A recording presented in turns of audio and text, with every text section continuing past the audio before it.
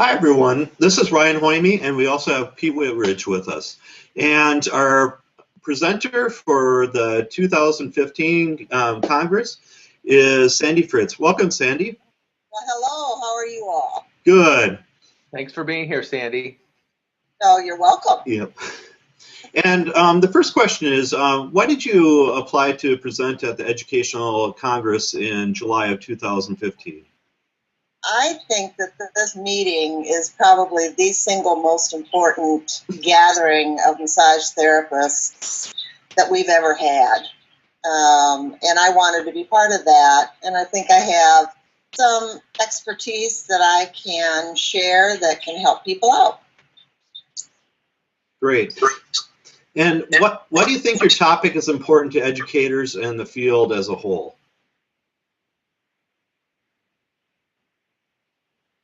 And many of the educators in the massage therapy community are clinicians or self-taught teachers, but excellent massage therapists. And taking along with that same vein, they can use those same skills to teach themselves through a variety of resources, how to become better in the classroom, so that they can deliver the information that they've accumulated as a massage therapist over the years.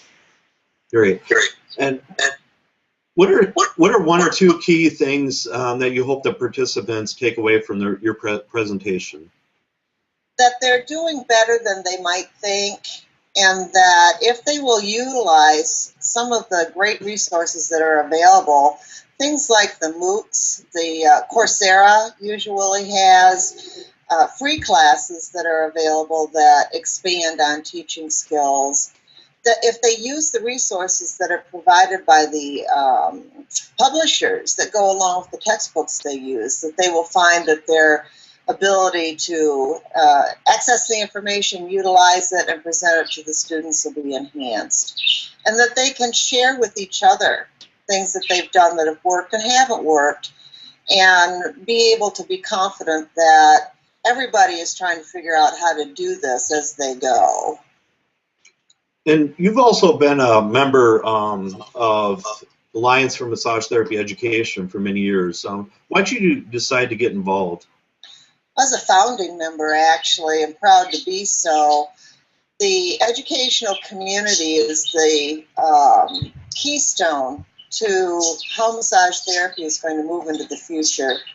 And it is one of our more abstract and lacking areas. There's less cohesive in this area than there are in other areas. And until we come together as a solid group, with the Alliance being the foundation, and we start working together as a team, we are still going to have this discrepancy of education and then skill sets across the United States. Great. And how does your topic help overcome challenges in the profession? It's expensive to train to be a teacher. It's expensive to go away to conferences. I'm hoping that by sharing these skills where people can teach themselves, that they will be able to enhance their skill set, tie that into what the teacher standards are through the Alliance, and then we'll be able to move forward together, not just in a classroom setting, but teachers taking responsibility for learning how they can advance themselves using the resources that are available. And it is something that we all have to do. We learn every time we do a massage. We learn every time we teach a class. Yes, so true. And then what drives your passion for your topic then? Oh, I've been a massage therapist since the dinosaurs, you know, a long time. And a teacher, my massage therapy school is 30 years old this year.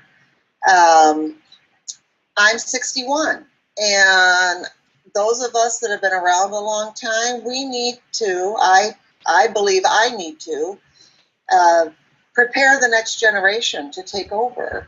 And by teaching other teachers to use resources to expand their ability to connect with the classroom with the students. we can move forward together, and it's like passing along a legacy. It probably is my biggest passion right now, is to teach that next generation of massage therapists, leaders, and teachers. Great. Sandy, that's a great place to jump off of as well. Like our next generation of teachers have a background and skills that seem very diverse at the moment. And are there some areas that you think people really need to be in agreement on foundationally in terms of massage? Can you talk a little bit about the foundations of massage and then the variations that might come through learning massage from a very straight up foundation? Well, the problem we have is this too many names for the same thing. And the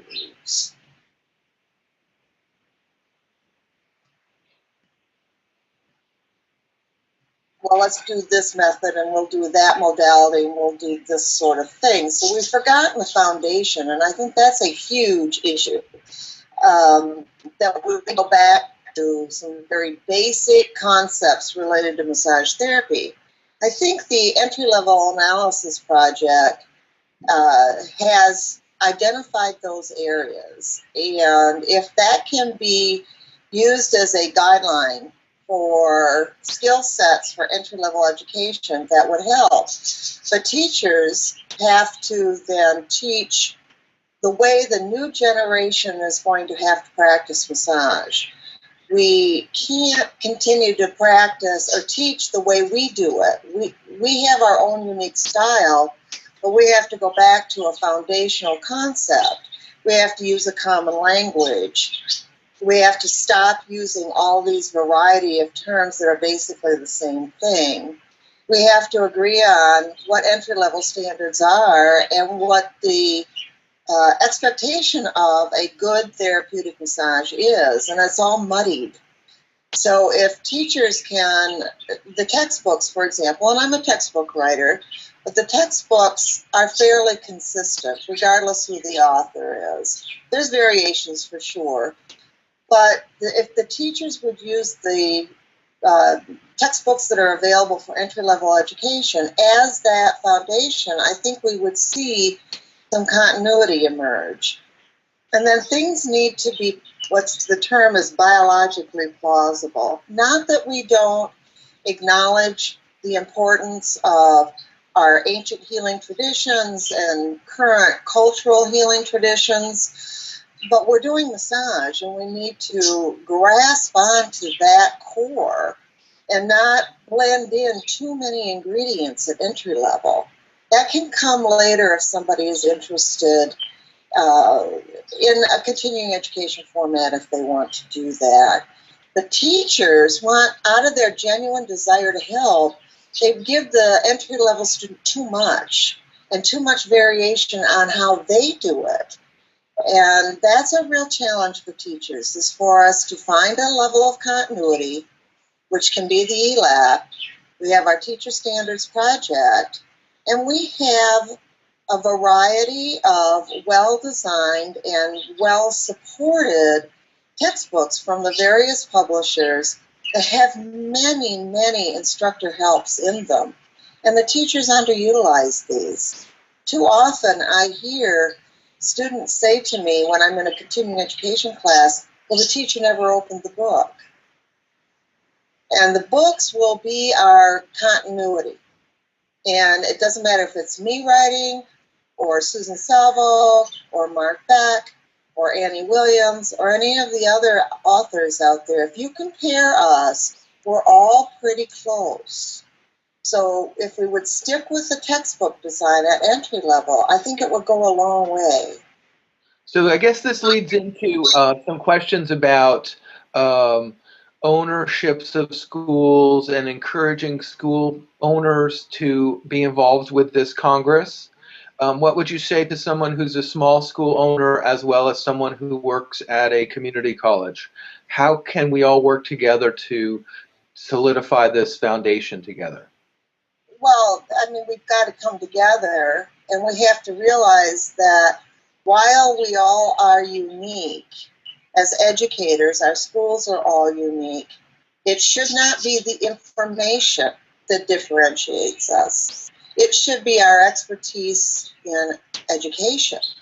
How do we prepare our curriculum? How do we train our teachers? How do we prepare and execute excellent learning experiences? Not what we're teaching, but how we're teaching. The one big issue I find in community colleges is that the community college sector teaches the massage core, and they do a really good job at that, I think.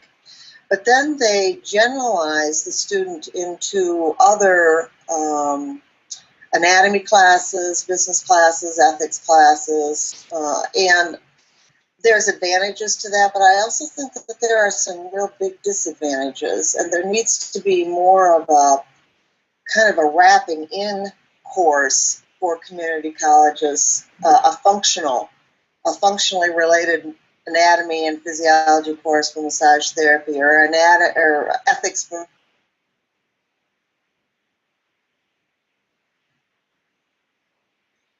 And again, it goes back to, let's all agree on a foundation and what they need to know. Let's make sure that the licensing exam that they are going to take is reflective of that. And we've got to realize that we're teaching the future, not the past. Sure. I think that's a great statement to make. Another thing that is always interesting is that you have been requesting for many years to have one meeting. And we finally accomplished that here in July 2015. And I just want to hear your thoughts on that and how you could encourage that for the future. Well, it's no secret that I can be sweet and kind and lovingly persuasive, or not. And we cannot afford the time or the resources to be going to multiple meetings. It is a waste. It is a waste to do that. By combining resources and going to this meeting, and I am so thrilled with this. It is like an answer to a dream that so many people and so many organizations are going to be in one place at one time and not competing.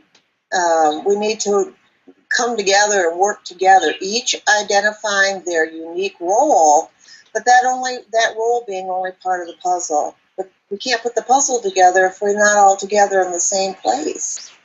So the coordination of this together by the Alliance and COMTA is just, like I said before at the beginning, it's landmark. And if people are not there, they are going to miss this paradigm shift. And I think that they will regret it if they have made the decision to not attend. So I encourage everybody to go. It is worth it. This will be a game changer. Wonderful. And the Commons Hotel is a wonderful place for us to be able to be at. The facility is all on one floor, and all of the meeting rooms are very accessible. So I think it will be very wonderful for you to be with us in Minneapolis.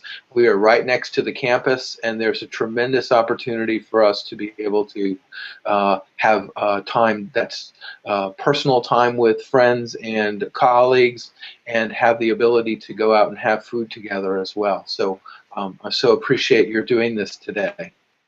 Well, I hope it makes it. I've encouraged people to be there, and at meetings, it's what happens in the hallways that sometimes is the most important.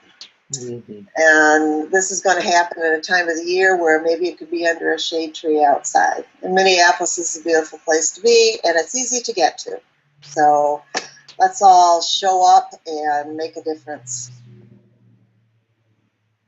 Awesome. Thank you for being here today. My pleasure. Thank you.